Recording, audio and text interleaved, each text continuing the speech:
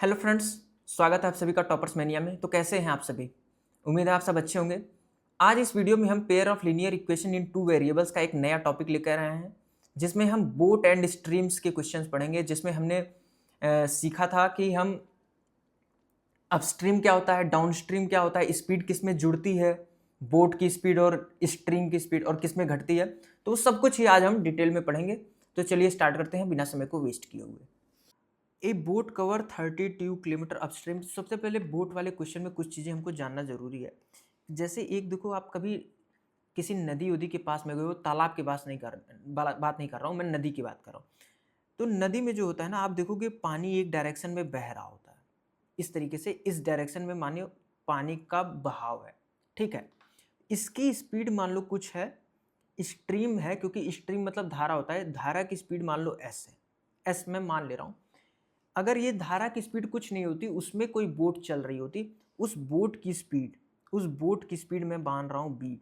ये बोट की स्पीड वो है, ये बोट की स्पीड वो है जो सिर्फ बोट की स्पीड है, मतलब पानी जब रुका हुआ है उस वक्त की स्पीड है, ये बी, ठीक है।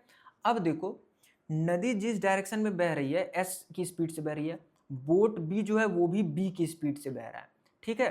तो जब उसी डायरेक्शन में फ्लो होता है, तो उसी डायरेक्शन में अगर बोट भी फ्लो हो रहा है, उसी डायरेक्शन में अगर स्ट्रीम भी फ्लो हो रहा है, तो यहाँ पे जो आपकी स्पीड हो जाती है वो बी प्लस एस हो जाती है। अगर आपकी बोट जो है उसी डायरेक्शन में जा रही है। और इसको क्या बोलते हैं? इसको बोलते हैं down stream. Down stream, down stream. जिस डायरेक्शन में नदी जा रही है उसी डायरेक्शन में आपका बोट जा रहा है। अब इसको डाउन स्ट्रीम क्यों बोलते हैं? एक सिंपल सी बात है, इसमें बहुत ज़्यादा दिमाग लगाने की जरूरत नहीं है। पानी जो फ्लो हो रहा है वो क्यों फ्लो हो रहा है? पानी इसलिए फ्लो हो रहा है कि एक साइड में आपकी जो नदी है वो ऊंची है, एक साइड नीची है, उसी डायरेक्शन में नदी फ्लो हो रहा है, ठीक है। अब जब उसी डायरेक्शन में फ्लो हो रहा है, यानी कि नदी जो है वो डाउनवर्ड जा रहा है। अब नाव भी उसी डायरेक्शन में जा रही है, तो डाउन स्ट्रीम ही तो कहलाएगा। समझ में आया? तो ये डाउन स्ट्रीम स्पीड जो होती है उसमें नदी की डायरेक्शन में ही, अब जैसे नाव जो है वो नीचे उतर रही है, तो जाहिर सी बात है उसकी स्पीड ज्यादा होगी। अभी नदी इधर से डाउन हो रही है और बोट आप ऊपर चढ़ा रहे हो, तो वहां पे होता है अपस्ट्रीम। तब आपकी बोट जो है धीरे धीरे चलेगी, ठीक है।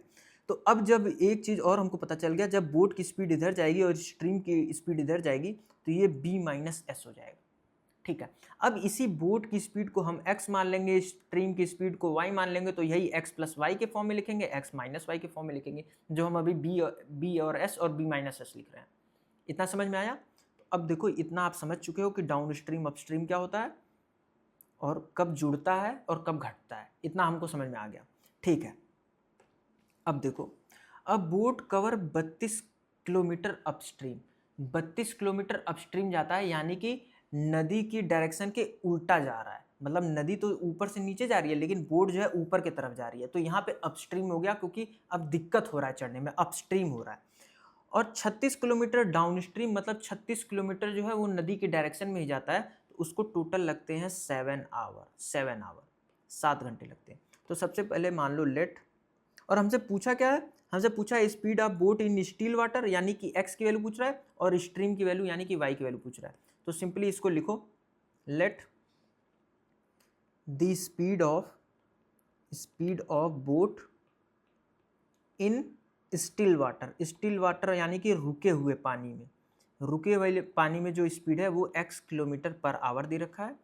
और स्पीड ऑफ स्ट्रीम जो है, स्पीड ऑफ स्ट्रीम यानी कि नदी की जो धारा है उसका जो स्पीड है वो y किलोमीटर पर आवर मान लेते हैं, ठीक है। अब देखो, अकॉर्डिंग टू क्वेश्चन के हिसाब से चलेंगे हम। देखो यहाँ पे 7 आवर टोटल लग रहा है, यही हमारा केवल फिक्स है कि 7 घंटे लग रहा है। तो यहाँ पे हम बात कर रहे हैं टाइम की। स्पीड इक्वल टू होता है डिस्टेंस अपॉन टाइम, यानी कि टाइम क्या हो गया? टाइम हमारा हो गया डिस्टेंस अपॉन स्पीड। टाइम हमारा हो गया डिस्टेंस अपॉन स्पीड। यहाँ पे टाइम को हमने इक्वल किया, डिस्टेंस क्या है? 32 किलोमीटर, और एक डिस्टेंस क्या है? 36 किलोमीटर, ठीक है। अब ये 32 किलोमीटर क्या है? 32 किलोमीटर है हमारा अपस्ट्रीम, यानी कि नदी इस डायरेक्शन में जा रही है और बोट इस डायरेक्शन में जा रही है। तो एक बात हमेशा याद रखना, बोट आगे तभी बढ़ेगा जब बोट की स्पीड ज़्यादा होगी। और अगर हम ऊपर के साइड में चढ़ा रहे हैं, इसका मतलब यही है कि बोट की स्पीड ज़्यादा है, ठीक है। और डाउनवर्ड डायरेक्शन में भी जब भी हम लेंगे, हम ज़्यादातर यही लेंगे कि हमारी बोट की स्पीड ही ज़्यादा है स्ट्रीम से, ठीक है। तो यहाँ पे 32 किलोमीटर में क्या होगा, x माइनस वाई, क्योंकि अपस्ट्रीम है तो बोट की स्पीड में से हम नदी की स्पीड घटाएंगे। ठीक है, अब यहाँ पे क्या है, 36 किलोमीटर डाउन स्ट्रीम है, तो डाउन स्ट्रीम में क्या करेंगे, हम x प्लस वाई मानेंगे, बोट की स्पीड और नदी की स्पीड को हम जोड़ लेंगे। तो ये हो गया हमारा इक्वेशन नंबर 1। अब सेकंड इक्वेशन देखो, इसको मैं काम करता हूँ, थोड़ा सा मैं साइड में कर लेता हूँ क्योंकि इसको सॉल्व करने में नहीं तो दिक्कत होगा। ये हमारा हो गया फर्स्ट इक्वेशन। अब सेकंड इक्वेशन क्या है, सेकंड इक्वेशन में बोल रहा है it also cover 40 kilometre upstream, 40 kilometre upstream, upstream में स्पीड घट जाएगी, और डाउन स्ट्रीम में और कितना जा रहा है, 48 kilometre downstream, 48 kilometre x plus y, और इसको टोटल लग रहा है 9 घंटे। ये हमारा हो गया इक्वेशन नंबर सेकेंड। ठीक है, अब इसको रिड्यूसिबल फॉर्म में चेंज करोगे। रिड्यूसिबल फॉर्म में चेंज करने के लिए क्या करेंगे, let 1/x minus y is equal to u और 1/x plus y is equal to v. अब इसको चेंज कर लेंगे तो क्या हो गया, 32 u 32 u plus 36 v is equal to 7। ये हमारा इक्वेशन नंबर 3 हो गया। और यहाँ पे 40 u plus 48 v equal to 9। ये हमारा फोर्थ इक्वेशन हो गया। इतना समझ में आया। अब इसको तुमको सॉल्व करना है, इसको तुम किसी भी मेथड से सॉल्व करो। ठीक है, इसको किसी भी मेथड से सॉल्व करो। तो अब इसको सॉल्व करने के लिए मैं क्या करता हूँ,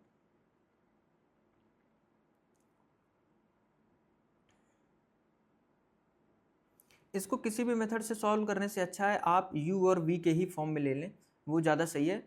मतलब इसको आप उस फॉर्म से चेंज करें, क्या कहते हैं, क्रॉस मल्टीप्लिकेशन मेथड से करो। क्रॉस मल्टीप्लिकेशन मेथड से चेंज करने के लिए इसको मैं इक्वल टू को एक साइड लिया जाऊँगा। मतलब यहाँ पे मैं लिख दिया -7, यहाँ पे मैंने लिख दिया -9 इक्वल टू 0। ये हमारा 3 इक्वेशन हो गया, ये 4। अब u अपॉन क्या होगा, 36 48, यहाँ पे हो जाएगा -7, यहाँ पे -9 इक्वल टू -v। इसको जब सॉल्व करेंगे तो 32 40 -7 -9, और यहाँ पे हम लेंगे 1, तो यहाँ पे हम लिखेंगे 32 40 36 48, इस तरीके से लेंगे। समझ में आया। अब इसको सॉल्व करो, कैलकुलेशन काफ़ी ज़्यादा है, तो एक काम करो, इसको आप खुद से सॉल्व करना। ठीक है, आपका आंसर बिल्कुल सही आएगा। एक बार आपका u और v आ जाएगा, फिर आपको x प्लस वाई में पुट करना है। u को और v को फिर यहाँ चेंज करोगे ना, 1 माइनस एक्स लिखोगे, 1 x प्लस वाई लिखोगे, तब इसको सॉल्व करना। ठीक है ना, इसको आप खुद से करना, बहुत ईजी है, कोई दिक्कत आपको नहीं होगा। ठीक है, अब बोट गोज 30 किलोमीटर अपस्ट्रीम। अब देखो अपस्ट्रीम और डाउनस्ट्रीम हमको पता है, अपस्ट्रीम में क्या होता है, स्पीड घट जाती है, क्योंकि नदी इधर बह रही होती है और नाव को इधर चढ़ाना होता है। ठीक है, तो बोट की स्पीड में से हम नदी की स्पीड को घटा देते हैं। ठीक है, तो यहाँ पे एक काम करते हैं, let speed of boat in still water मान लेते हैं हम x किलोमीटर पर आवर, और स्पीड ऑफ स्ट्रीम की स्पीड मान लेते हैं y किलोमीटर पर आवर। ठीक है, अब यहाँ पे क्या करते हैं, 10 घंटे लगाया, तो 10 घंटे लगाया मतलब टाइम की बात हो रही है, time equal to distance upon speed, यानी कि 30 किलोमीटर अपस्ट्रीम जा रहा है, अपस्ट्रीम मतलब x minus y, plus 44 kilometre downstream जा रहा है, मतलब स्पीड जुड़ जाएगी, और टोटल टाइम लग रहा है 10 आवर। ठीक है, अब क्या बोल रहा है, 30 आवर लगेगा। 30 आवर कब लगेगा, जब ये 40 किलोमीटर अपस्ट्रीम जाए, 40 किलोमीटर अपस्ट्रीम जाए और 55 किलोमीटर डाउन स्ट्रीम जाए, तो इसको 13 घंटे लगेंगे। ठीक है, ये हमारा फर्स्ट इक्वेशन और सेकंड इक्वेशन आ गया। ठीक है, अब एक काम करो, यहां पे x माइनस वाई को u मान लो और x प्लस वाई को v मान लो। Let u equal to 1/x minus Y और v equal to 1/x plus Y. ठीक है, अब इसे तो थोड़ा सा रिड्यूस हो जाएगा, 30u plus 44v equal to 10, और यहाँ पे क्या हो जाएगा, 40u plus 55v equal to 13। ये हमारा इक्वेशन नंबर 1 हो गया। ये हमारा 1 था, ये 2 था, तो इसको मान लेते हैं 3 और इसको मान लेते हैं 4। अब इसको सॉल्व करो। फर्स्ट में मैं 4 से मल्टीप्लाई कर दे रहा हूँ और सेकंड में मैं 3 से मल्टीप्लाई कर दे रहा हूँ। तो जब थर्ड में मैं 4 से मल्टीप्लाई कर दे रहा हूँ, माइनस करेंगे फिर सेकेंड फोर्थ में 3 से मल्टीप्लाई करके। ठीक है, तो इसको सॉल्व करते हैं। 120 प्लस 176v इक्वल टू 40, और यहाँ पे क्या आ जाएगा 120u plus 165v equal to 339। तो अब इसको सॉल्व करो, कितना आ रहा है, यहाँ पे माइनस, यहाँ पे माइनस, यहाँ पे माइनस, तो ये कैंसिल हो गया। यहाँ पे क्या आ गया 65, 10 75 11v, वो भी पॉजिटिव में रहेगा, और यहाँ पे आ जाएगा 1, यहाँ पे आ जाएगा 1, तो v इक्वल टू आ गया 1/11। ठीक है, v इक्वल टू 1/11 आ गया। तो v की वैल्यू हमारी क्या है, v को हम माने थे 1/x plus y, x plus y, तो x प्लस वाई की वैल्यू क्या आ गई, x प्लस वाई की वैल्यू आ गई 11। ये हमारा इक्वेशन नंबर हो गया 5th, ये इसको इक्वेशन नंबर 5 मान लेते हैं। अब v की वैल्यू अगर हम किसी भी इक्वेशन में पुट कर देते हैं, put value of b, put value of v in equation 3 में पुट कर देते हैं, 3 में पुट करते हैं। जब 3 में पुट किए, या एक काम करते हैं ना, हम डायरेक्ट x प्लस वाई की वैल्यू पुट कर देते हैं, क्योंकि हमको u और v की वैल्यू से मतलब नहीं है, हमको x प्लस वाई और x वाई की वैल्यू से मतलब है। तो हम एक काम कर लेते हैं, इसको रफ करते हैं, put value of x plus Y,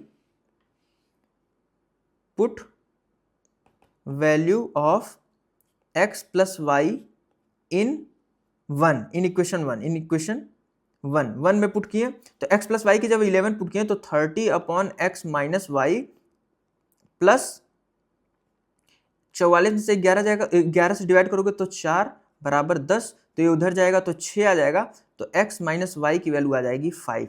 ये हमारा इक्वेशन नंबर हो गया 6, ये इक्वेशन नंबर 6 हो गया।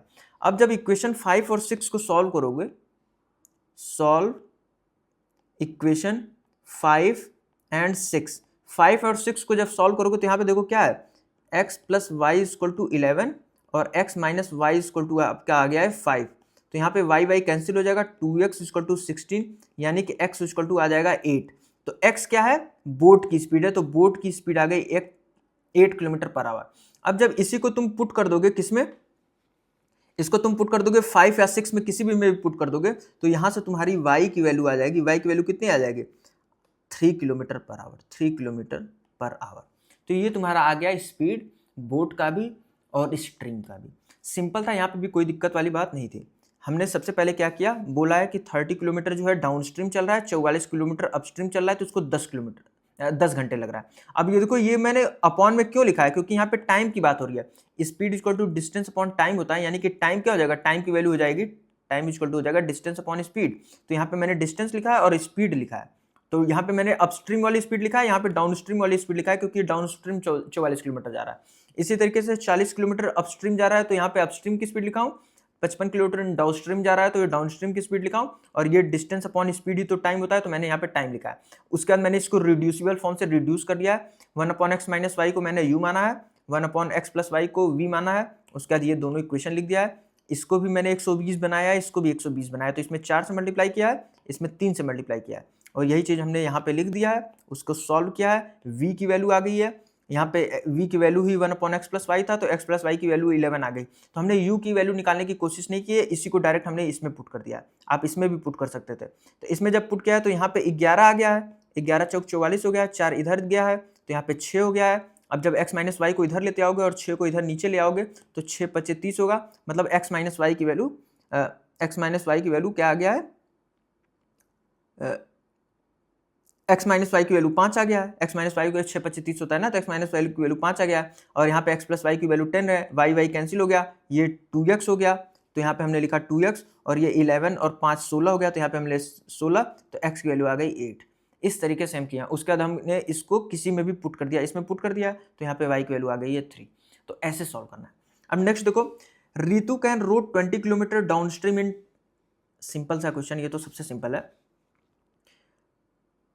स्पीड मान लो बोट का, speed of boat in still water x kilometre per hour, और स्पीड ऑफ स्ट्रीम मान लेते हैं, y किलोमीटर पर आवर। अब बोला 20 kilometre downstream, according to question चलेंगे। डाउन स्ट्रीम का मतलब दोनों की स्पीड जुड़ जाएगी, तो x प्लस वाई, तो इसको लग रहा है 2 घंटे, तो x प्लस वाई की वैल्यू आ गई 10, ठीक है। एंड अपस्ट्रीम 4 किलोमीटर, और अपस्ट्रीम जा रहा है 4 किलोमीटर अपस्ट्रीम जा रहा है, x 4 किलोमीटर अपस्ट्रीम जा रहा है 2 घंटे में, तो यहाँ पे x माइनस वाई की वैल्यू आ गई 2। तो ये हमारा सेकंड इक्वेशन हो गया। Find the speed of rowing in still water, ठीक है, स्टिल वाटर में पूछ रहा है, तो यहाँ पे add 1 and 2, add equation 1 and 2, 1 and 2 को जब जोड़ दोगे तो यहाँ पे आ जाएगा 2x इक्वल टू 12, तो x इक्वल टू आ जाएगा 6 और y की वैल्यू आ जाएगी 4। तो ये आपका आ गया बोट की स्पीड और ये आ गया स्ट्रीम का स्पीड।